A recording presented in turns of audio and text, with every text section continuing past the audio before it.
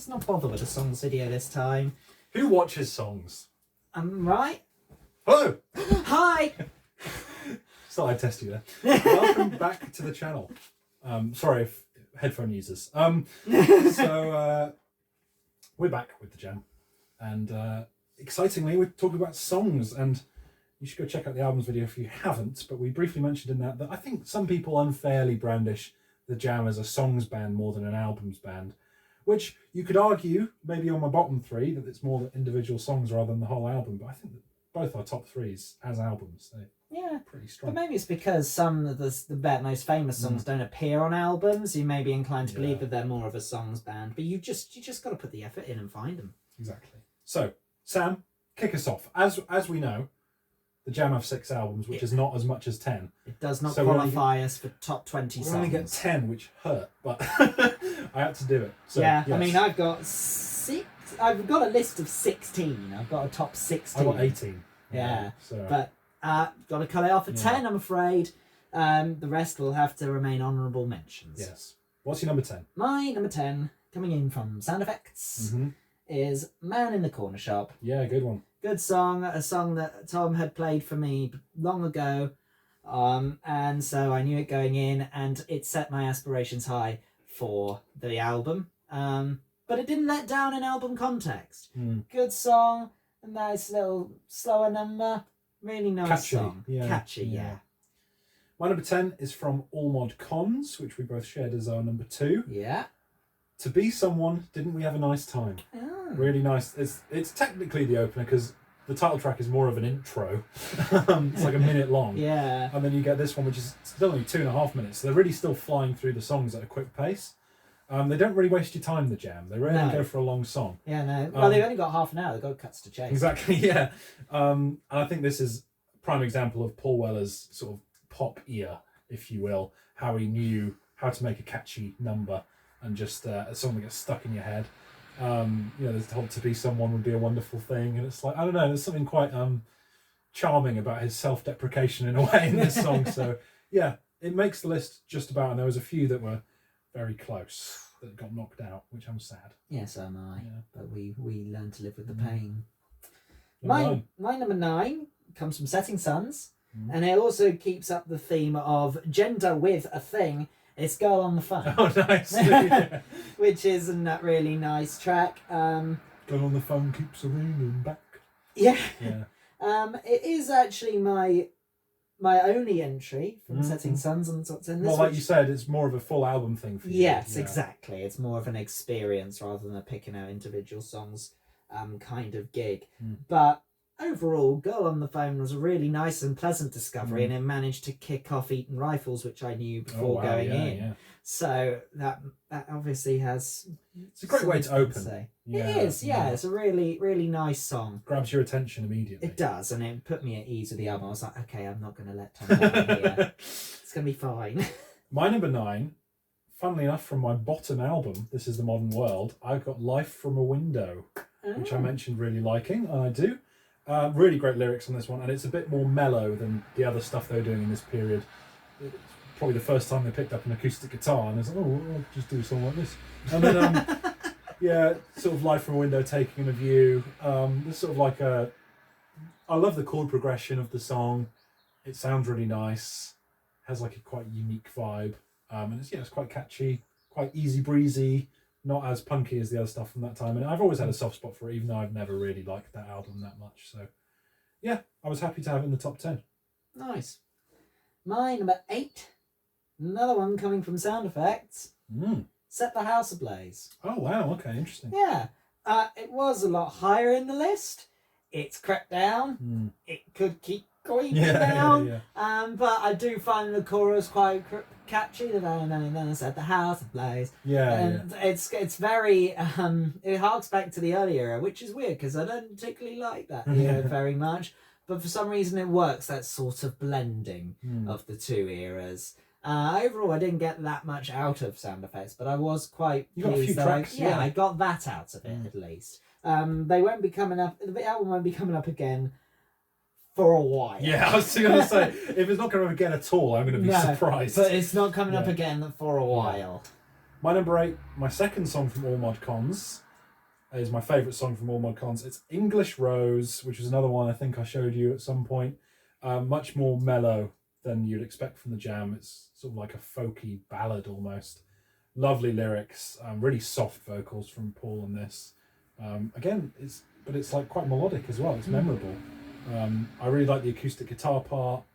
Very Tom. Yeah. So yeah, English Rose is my number 8. Probably would have been higher if we did this when I first did the discography, but slowed down a bit. Yeah. Times change, and so do we. Now my number 7 and number 6. I keep wanting to swap them out, change them around. Yeah. So I just want to say they're basically the same to me. I like them both equally. Mm-hmm. Alas, my number 7, coming from The Gift, it's Just Who Is the 5 O'Clock Hero. Oh yeah. Which I really love the instrumentation on it. It's one of them longer songs, but they don't lose it. It is a bit of a thing with... Is that not the one that's like 2 minutes long? The love and the darlings is in there. I remember that one being a very short one. I thought it was quite a bit longer. Oh, maybe not. All the same, really good song. Yeah. I really enjoy it.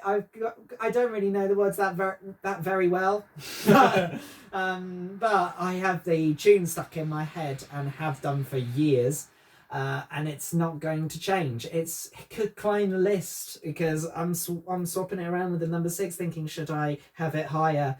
But no, I'm going to leave it here. I'm going to stick to my guns. Just Who Is the 5 O'Clock Hero at number 7. My number 7 is the first and not last appearance of Setting Suns. Little Boy Soldiers. Really love this one.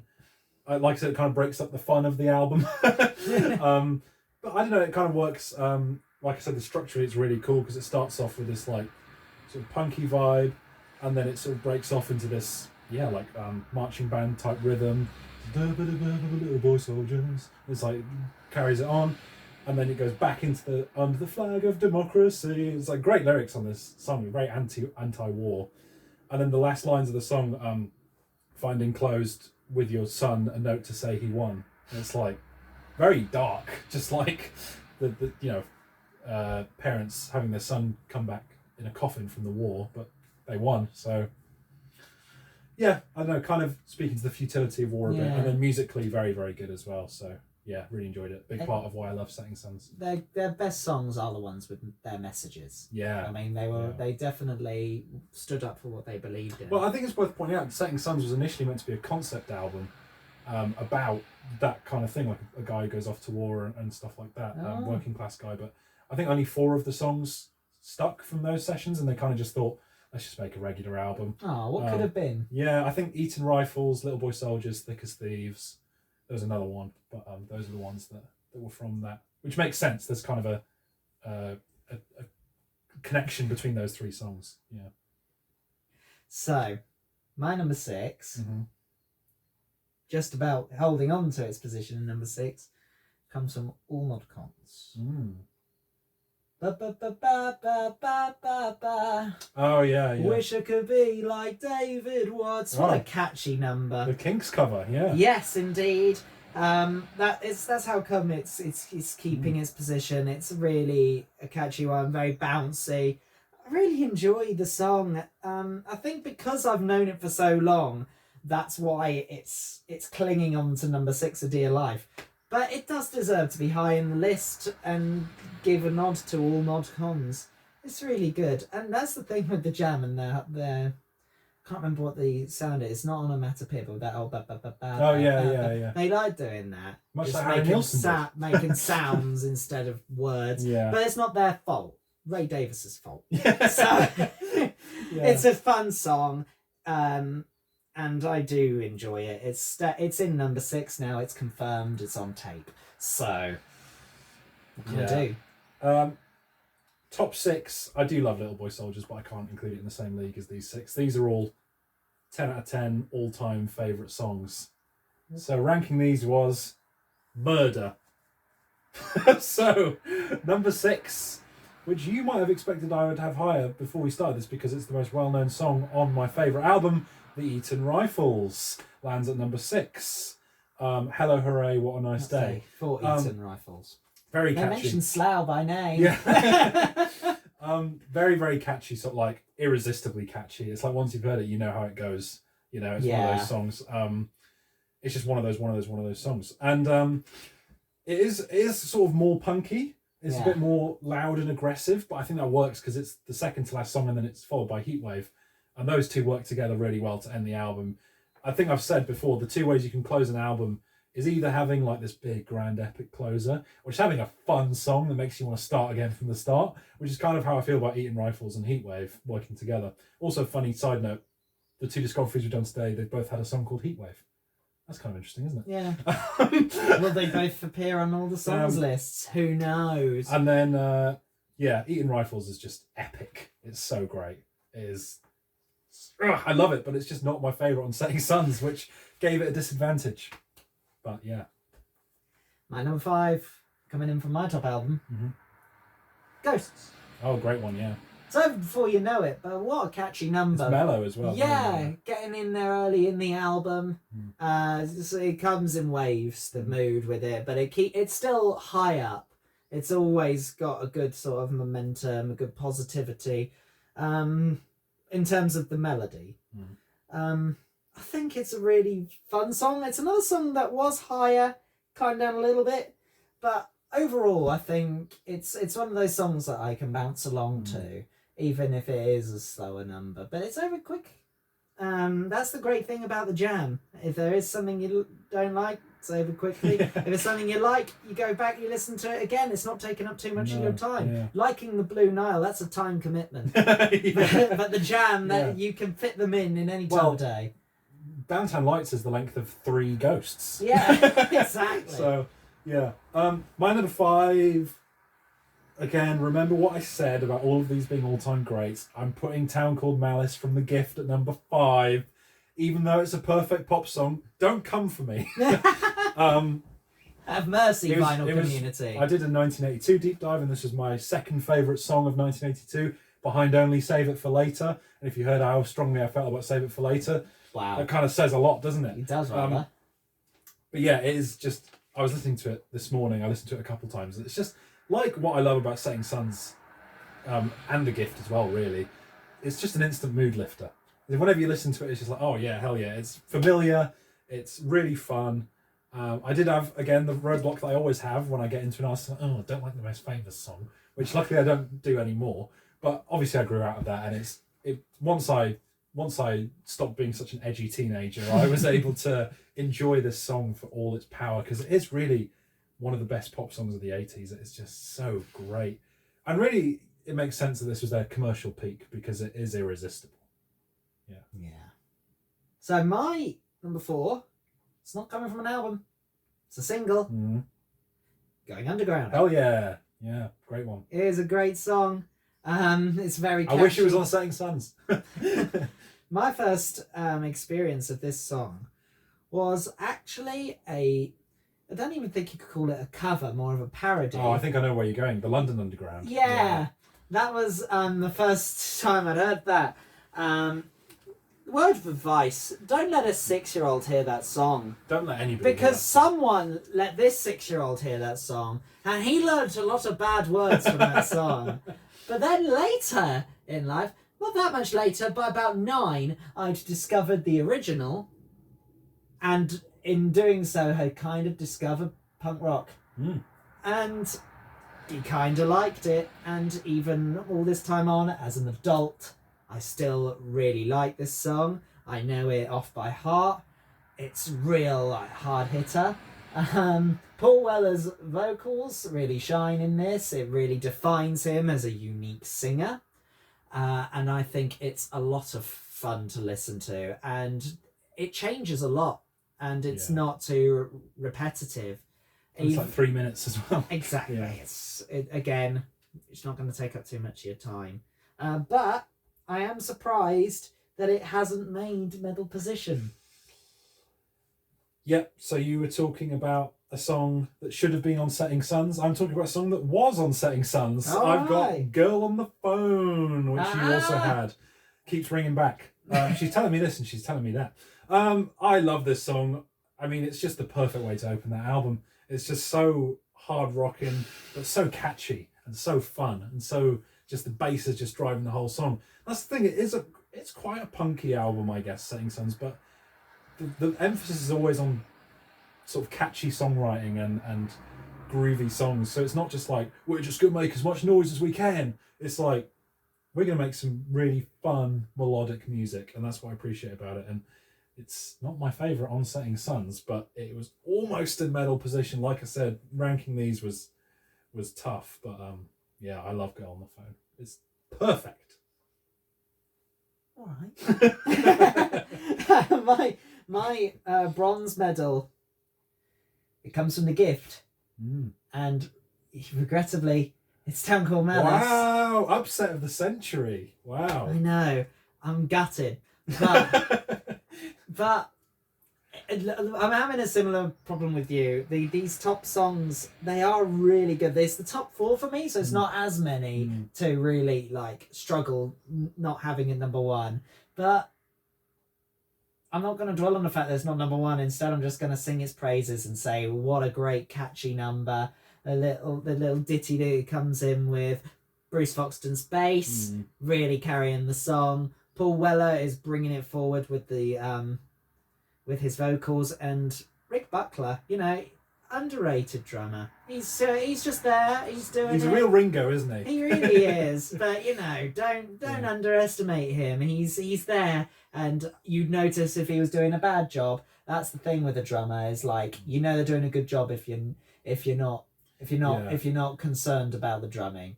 But he's there. He's doing a great job. Town Called Malice. It's yeah. You got to give the man credit. He was a good drummer. The song's just so catchy and it's fun. Even though the lyrics, they're not all it's not fun really. But you can just sort of go, yeah, I'm sad, but it's fine. Ooh yeah. Yeah. Great song. I love it. I love it. So infectious, yeah. So, number 3, Heatwave from Setting Suns. There's a heatwave burning in my heart. Yeah, I mean, I think I spoke passionately enough in the album's video to show why it's up there.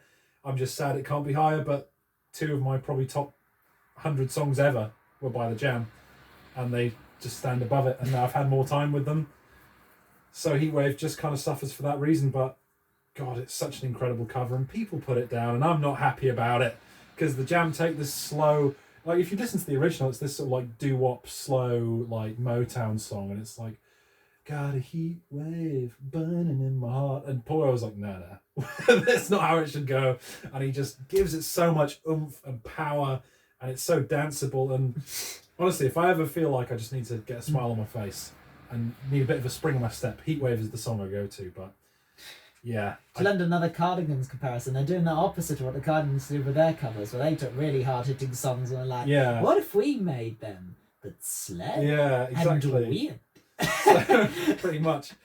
And yeah, it really is. Only the top 2 are just some of the best songs ever, in my opinion. I really hope that we're sharing one of the top 2. We'll see. What's number 2? My silver medal, not one I'm putting my eggs in the basket for. I'm not expecting this to be in your top 2. But this is a non-album single, and it's News of the World. Interesting. Okay.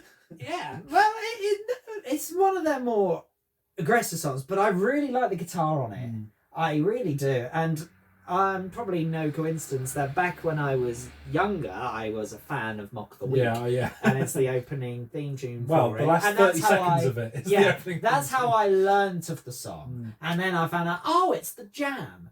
It's one of the rare occasions that Bruce Foxton is allowed on vocals. Oh, it's Bruce Foxton. Okay, It is. It's not Paul Weller. It's Bruce Foxton. I think he very rarely got a chance to write. There's one or two an album. Yeah. And this one's not even on one. Yeah. But it's just like, I'm angry with the press. I'm going to tell you about it.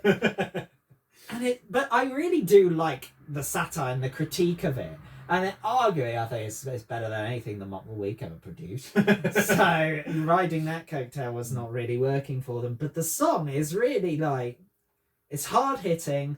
It's there with an agenda. Paul Weller has to shut up for a minute. I like Paul Weller, but I also like that Bruce Foxton is getting this moment too, and that final closing. I mean, they don't repeat anything. There's no real chorus to it. The choruses are just sort of. It's like there's just multiple verses, and then it ends with a read all about it. News of the world, news of the world. I just really like it, and then that final going on the guitar. I think it's as punk rock at its best, really. If in terms of me, who doesn't really dip his toe into punk rock very much, it's accessible. Apart from like 2 or 3 bands. I'm going to eliminate the sync up, I think, because my number 2 is That's Entertainment. And really, it was really tough to pick between these two, especially because these two have been my favourite Jam songs forever, you know. And I think this is the best song lyrically. I think the lyrics are better than anything you're going to find anywhere, really. And, you know, if I'm thinking about my favourite lyricists, I'm thinking, you know, Bob Dylan, Elvis Costello, Paul Westerberg from The Replacements, Paul Simon, and I'm thinking Paul Weller. A lot of Pauls. Yeah, no, they were good. If you want to produce a good songwriter in your son, name him Paul. Yeah, Paul McCartney as well. It wasn't half bad. Yeah, well, his real name's James, so you know they were kind of hedging their bets a tad. But yeah, That's Entertainment. It's just a vibe song, isn't it? It's really, I don't know. It's very low key, but I think it just lets him paint this picture of sort of urban Britain at the time. And yeah, I think in that way it's an important song. You know, the lyrics about like he's on the double-decker bus and then the seat in front of him, there's like sketches and stuff on it. Like very specific, unique imagery that was definitely taken from personal experience. So for that reason, it's exactly my kind of songwriting, and it lands at number 2, and only at number 2 because it's just a bit less fun than my number 1. Yeah, okay. I still love it. But my number 1 is indeed from Sound Effects, and it's That's Entertainment, which Paul Weller wrote the words for in a park in 20 minutes. Yeah, which is crazy. Yes. Crazy. And it's all about the mundanity of life and kind of sarcastically going, that's entertainment. Yeah. And I really do think that it's tremendous for that, for the lyrics. But then it comes in with that acoustic guitar. Then in comes Brucey with his bass. Rick Buckler, he's been very subtle with the drums. It's not much of it. It doesn't overpower the song at all. No, but it punctuates it, I think. And I think that in terms of the melody, it's the best work that the Jam ever did. And I think it's probably their most accessible song to someone that doesn't like punk. Maybe Town Called Malice, but those two. Yeah, true. Wow, I'm forgetting Town Called Malice. Not really giving it enough credit. But that's because I do just love what That's Entertainment is doing, and I do think that you're right, the lyricism is brilliant. It's incredible. And that, like you I could said, just read the lyrics as a poem. I've said it before in this video and I'll say it again. The Jam are at their best when they're putting forward a message, and then the message in this is bleak, but it's relatable. Life isn't always these big highs and big lows. Sometimes it's just a bit crap. But that's entertainment. And you can accompany it with this great ringing out acoustic guitar, this powerful bass line from an incredibly talented bassist, one of the all-time greats for me. And, you know, sometimes try and hit some high notes. And then that... it's very unusual for them to have high notes like that. Yeah. Paul Weller, he pushed himself on it. And deservedly to do it for that track as well. Yeah. You know? I mean, it worked. It paid off. My number 1 is a single, and it is Going Underground. What? Yeah, it is one of my favourite songs ever. Wow! And I mentioned, I thought I might have given it away when I was talking about Tinseltown in the Rain. I was like, songs that have like 5 choruses in them. Every line in this song is a hook. Yeah. Like, it is, I know it's not purely a pop song, it's more like power pop punk, I don't know what you really want to call it. Yeah. But in terms of pop songwriting, this is the best it gets for the Jam, in my opinion. Because, like you said, there isn't really a conventional structure. Because it's like, right, there's a verse, then there's a pre-chorus, then there's another pre-chorus, then there's the chorus, then there's the bridge, then there's the verse again. Which is like, it sort of keeps building and building and building, and then it explodes with the Going Underground. And then there's the key change later on, which really emphasises the chorus again. That brief little slowdown in the middle of the guitar coming in, little slow guitar. It's such an ever-changing and expanding song. And again, much like Heatwave, whenever I put it on, I'm just like, yeah, this is amazing. This is having the time of my life. Brilliant. It is just perfect songwriting. And it is, in my probably one of the 50 best songs ever made. I'm going to put that claim down there now. And it just beat That's Entertainment by just a stretch, probably just because of the mood I was in. And if I was in a more melancholic mood, I probably would have picked a more conventional Tom mood. And then I probably would have gone with That's Entertainment. But, following my heart this time around, Going Underground had to be number one, because when the brass band's playing, feet start to sound. Yeah, Going Underground. So, there you have it. The boys all sing and let the boys all shout. It is a perfect song. There. It is. It's great. I'm glad you had. I'm so pleasantly surprised you had it so high. Well, I did keep saying I wish it was on Setting Suns. You did. Yeah.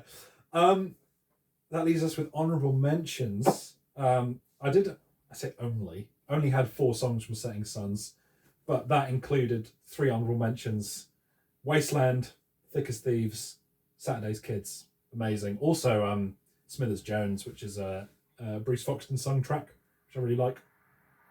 In the City title track, love that one. That was just creeping up, probably my number 11. It's Too Bad and Down in the Tube Station at Midnight from All Mod Cons. Ghosts from Town Called Malice. And then non-album single, also from the Setting Suns era, Strange Town. Also just missed. But yeah, overall loved this. What about you for honourables? So my honourable mentions were Mr. Clean from All Mod Cons, Here Comes the Weekend from This Is the Modern World. I got In Time from In the City.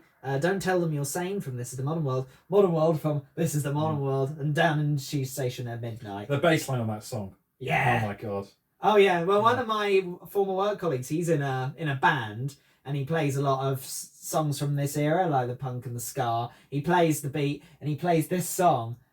He can't keep up with it. He misses a few little notes. Because it's so stop-start, isn't it? Oh my God, Bruce Foxton, he is just all over the place with it. And that's not an insult. When I say that someone is all over the place with the bass, that means that they are ace. A little poem there. There you go, yeah. But yeah, it is not just a consistent bass line throughout. It's a boom, boom, boom, boom, boom. Yeah, it's stop-start, I imagine it's very hard to play, Yeah. In the City as well is a great bass line. That song. But there you have it. Yeah. What a great session this was. I know. Just wholesome. I'm sure this won't last. Oh well, let's let you. Let's enjoy it for now. Yeah, live in the moment. But if you're new to the show, there are going to be plenty of episodes where there is heartbreaking disagreement on both sides. You'll see that if the regulars will be quite happy for see our reparations being made and our friendship building up again, ready to be destroyed in Tom Petty, I'm sure. We'll see how Tom Petty goes. I mean, there's a lot of different ranking possibilities, because obviously it's 15 albums, and obviously a lot of very different eras. Yeah. You have the 70s and the early 80s, and then the late 80s to the early 90s. Then the 2000s. Which we'll see how that goes. Good luck to both of us. Yeah. But yeah, thank you very much for watching. Hopefully we'll catch you again soon. Loads of exciting stuff coming on the channel. Yeah. And I don't know when this will have come out in relation to other stuff, but we've got XTC coming, the Album of the Year and Song of the Year series coming. An Ask Fever Classic will have returned by now, I think. So look forward to episode 3 of that. And yeah, thank you very much for watching, and hopefully we'll see you soon.